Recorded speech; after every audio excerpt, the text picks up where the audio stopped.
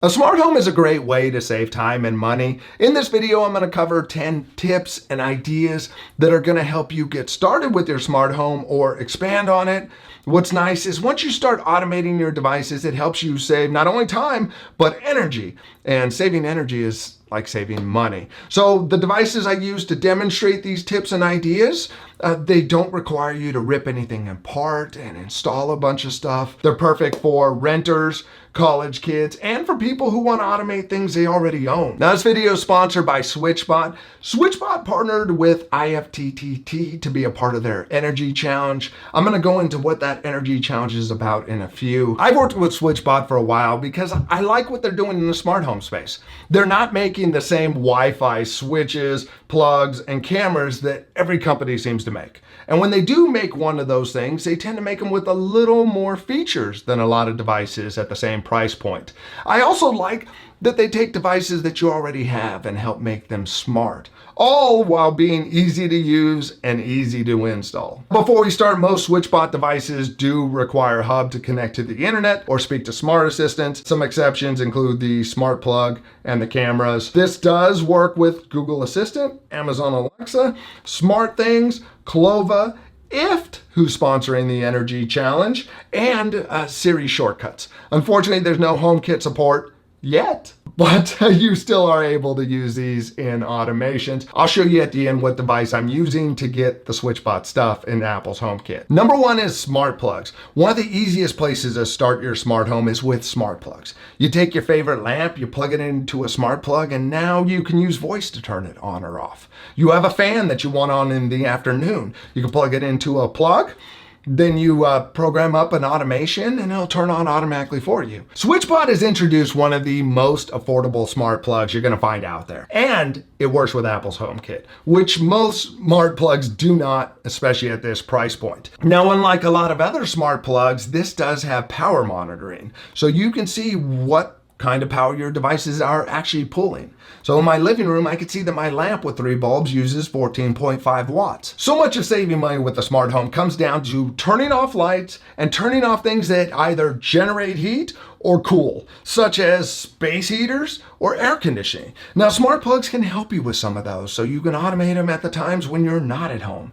You leave the house, have it turn off the lights automatically. Now, this video is part of the Energy Challenge sponsored by IFTTT or IFT. SwitchBot and IFT have partnered together to help share with you guys how much energy and money can be saved using your smart home. Now, if you want to be part of this Energy Challenge, you can connect your devices and services to calculate how much money you would save. You then submit that to SwitchBot. They add up all the submissions and come up with the total amount of savings. The goal is 100,000 by the end of the year. So please make sure you take this challenge, sign up. Also, check out the playlist down in the description. There's some great content creators that are a part of this. Now, a few of these tips and ideas use the SwitchBot bot. And if you're not familiar with this, it's one of the original products from SwitchBot.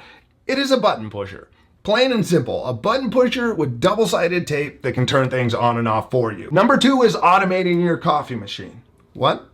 You don't have a smart coffee machine? Neither do I, but that's not a problem. You could use a SwitchBot bot like I did and have it turn it on for you. Once you have it set up, you program it into an automation routine. So in the morning, your alarm goes off, turns on some lights, gives you a weather report, and heats up the coffee. That way you're just that much quicker to that morning caffeine. Unfortunately, it's not going to work on all coffee machines. Like my Nespresso machine, I'm not having any luck. Or maybe I just haven't gotten creative enough to make it work. Number 3 is automating your garage door opener with a SwitchBot bot. You don't need to go buy a new garage door opener. You don't need to buy a device that will open yours. Instead, put one of these on so it just pushes the button for you.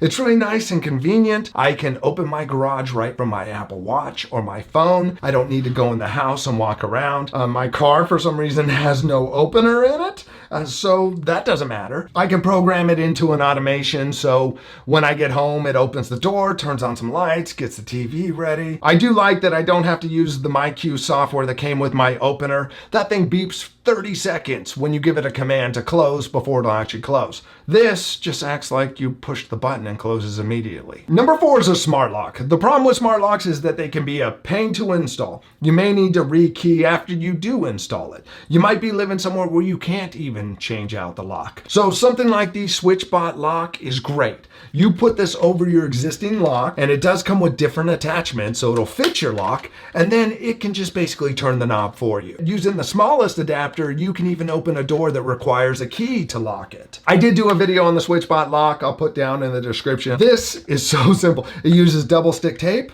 the right adapter, right over the handle, then you turn the knob, it opens and closes. Once you have it installed, you can pair up a keypad so that you can just type in a code from outside. You can continue to use your existing key. You can open it using the phone app and even NFC tags. Or if you're an Apple Watch user, you can put the SwitchBot app on there and open your door. Number 5 is door and window sensors. These are great and they open up so many possibilities. You can have lights come on when you walk into the room. You can have an alert triggered if a door is open. For me, I use some of these on some closets. I have a closet in here. When I open the door, it turns on the LED strips. I have another door sensor that when I open my pantry, it turns on LED strips in there. SwitchBot sensors go beyond what you get from other companies. They don't just trigger when you open or close the door. These also have a motion sensor built in, a light sensor, and a button. Unfortunately, within the Alexa app, you're not able to use the button or the light sensor. It just acts like a normal door sensor. But you can go in to the SwitchBot app and do some automations between your different devices that do utilize that button and light sensor. Number 6 is motion sensors. Motion sensors are a big one for me. There are so many possibilities for motion sensors. One of the ones I use is in here to turn on my lights, but the automation is set so that it's only an hour before sunset up until midnight. That way it's not going on at various points in time when I don't need it. In the morning, I have one at the base of my stairs that when you walk down, it turns on the kitchen lights and one lamp in the corner. Now that only runs between 5:30 and 8 a.m. These are great for the forgetful people who leave lights on. You can write automations that if no motion's detected in a room for a certain amount of time, it turns the lights off for you. Number 7 is using the hub you need to be able to access your devices online as a remote control for devices in your house. You can actually use this as an infrared remote for TVs, fans, space heaters, all different things that use a remote. The way you add a remote is you go into the hub, you hit add a remote, you can pick which type of device you want.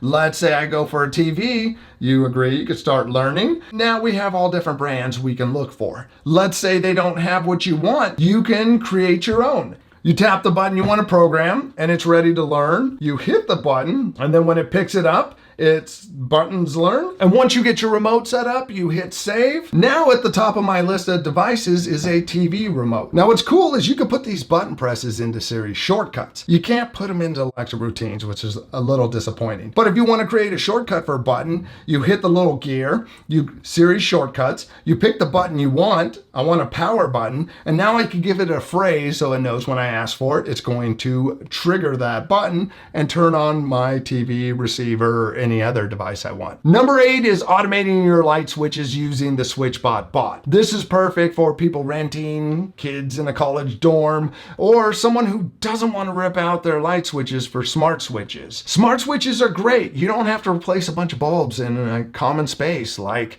the kitchen. They also give you something physical so you don't have to use your voice or an app to turn things on or off. Not everyone's comfortable or able to swap out switches. So you take the SwitchBot bot and you put it in switch mode. And what it does is it actually pulls to turn on the switch and pushes to turn the switch off. It's just simple. It replaces you pushing it with a device that now makes it smart. Now these don't work with the little toggle switches. They only work with rocker switches, but they're great if you want to start automating different switches around the house. You could have your lights come on an hour before sunset like mine do. Or you could create a routine like I did that shuts all the lights off when everybody's gone for the day. Number 9 is automating other appliances with the SwitchBot bot. You could put this on your washer and dryer. Put it on a crock pot so that when you're on the way home, you hit start and it starts getting your food ready. Place this on your stereo receiver or your TV that's not smart and have it hit the power button for you. There's examples out there, people turning on things with multiple SwitchBots. So you could create routines that push one button, follows up and pushes another button. It really comes down to your imagination. Number 10 tip is automate your curtains. What?